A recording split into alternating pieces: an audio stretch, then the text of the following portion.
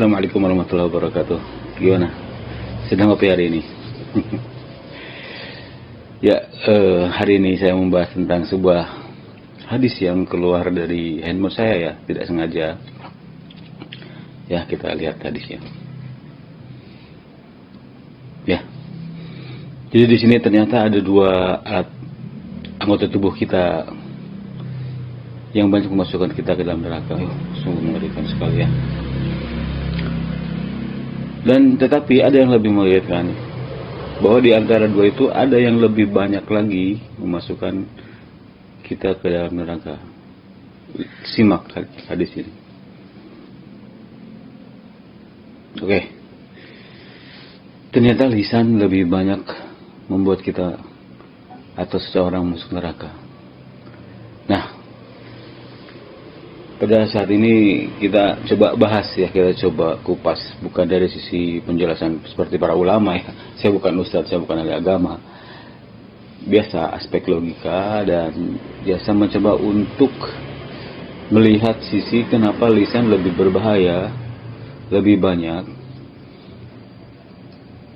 dibandingkan dengan kemaluan dari sisi aspek probabilitas atau kemungkinan dalam melakukan kesalahan atau dosanya.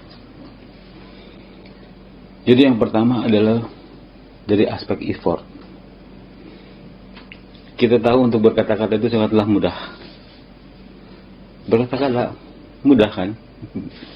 Beda kalau kita belum balik. Maksudnya kalau orang yang mau mencoba untuk berdosa dalam bentuk perzinahan gitu ya, harus mengkondisikan, butuh biaya, ya, objek yang mau dan segala macamnya. Jadi dari effort, sungguh dosa lisan itu terlalu sangat mudah untuk bisa kita lakukan. Kemudian aspek yang kedua adalah aspek intensitas. Jadi kebutuhan kita atau aktual fakta kita dalam berkata-kata menggunakan lisan adalah di mana-mana dan sering, dan itu sangat memungkinkan mengandung unsur dosa. Di sekolah mungkin, di tempat kerja, di rumah, di mana-mana, di pasar. Berbeda dengan bagaimana kita menyalurkan syahwat. Seandainya pun itu resmi suami istri, ya tidak butuh sebanyak itu. Artinya kalaupun ada orang yang mau berbuat dosa dalam bentuk perzinahan, maka secara intensitas tidak akan sebanyak itu, karena tidak butuh sebanyak itu. Jadi peluang untuk lisan itu jauh lebih banyak. Aspek yang ketiga adalah aspek dari sisi orang yang pelakunya secara status sosial. Orang yang melakukan dosa dengan lisan itu bahkan bisa jadi terkenal, atau paling tidak ya tidak punya unsur negatif.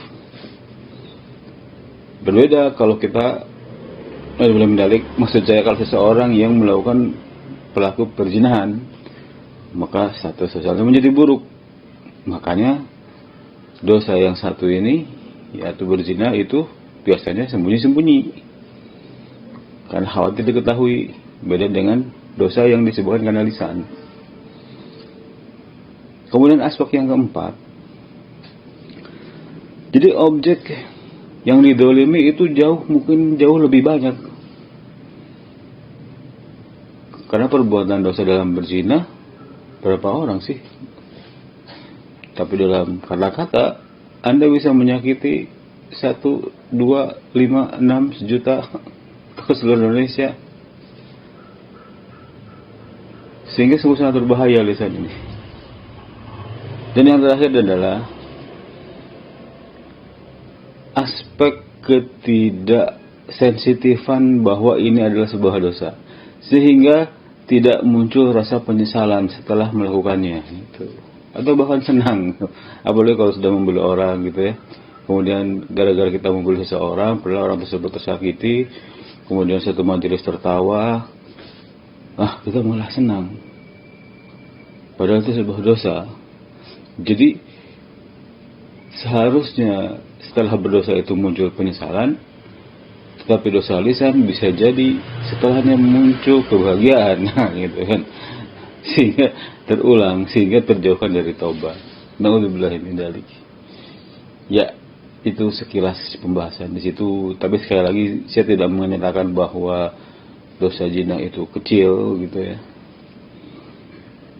Secara kualitas tentu bisa kita bayangkan ya, dosa zina jauh lebih besar ketimbang dosa yang disebutkan dengan lisan ya. Terkadang satu kondisi.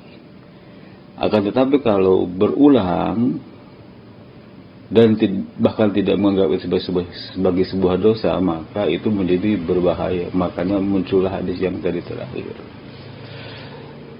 Ya, sebentar lagi masuk bulan Ramadan, diantaranya juga ada peringatan dari Rasulullah SAW untuk tidak berkata-kata yang sia-sia atau kata-kata kotor. Maka mudah-mudahan kita dijaga, kita berdoa kepada Allah Ta'ala